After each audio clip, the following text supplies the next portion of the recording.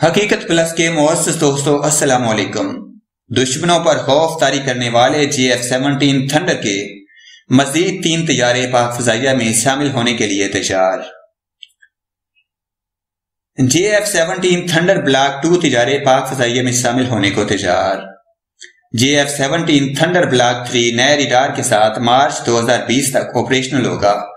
JF-17 thunder کی شمولیت سے بلاک 2 طیاروں کی کھیپ مکمل ہو جائے گی۔ ایئر چیف مزید ڈسکس کرنے سے پہلے آپ سے گزارش ہے چینل کو سبسکرائب کر کے بیل کے نشان کو دبا دیجیے۔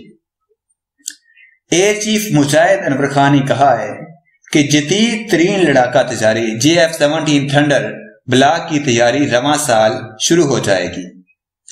ایسا ریڈار بنانے والی 2 چینی کمپنیوں میں سے ایک کا انتخاب جلد کیا جائے گا۔ میڈیا رپورٹس میں بتایا گیا ہے کہ پاک فضائیہ کے سربراہ مجاہد انور خان نے غیر ملکی جریدے کو انٹرویو دیتے ہوئے کہا کہ JF-17 تھنڈر بلاک 3 نئے ریڈار کے ساتھ مارچ 2020 تک آپریشنل ہوگا۔ پاک فضائیہ میں مزید 3 JF-17 تھنڈر بلاک 2 طیارے جون میں شامل ہوں گے۔ JF-17 تھنڈر کی شمولیت سے بلاک 2 طیاروں کی کھیپ مکمل ہو جائے گی۔ تربیتی امور کے لیے 2 نشستوں والا JF-17 تھنڈر بھی شامل کیا جا رہا ہے۔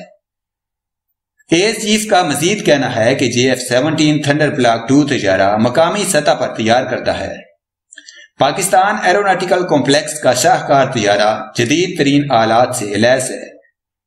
JF-17 تھنڈر بلاک 2 جدید ترین کثیر الکردار مہلک لڑاکا طیارہ ہے۔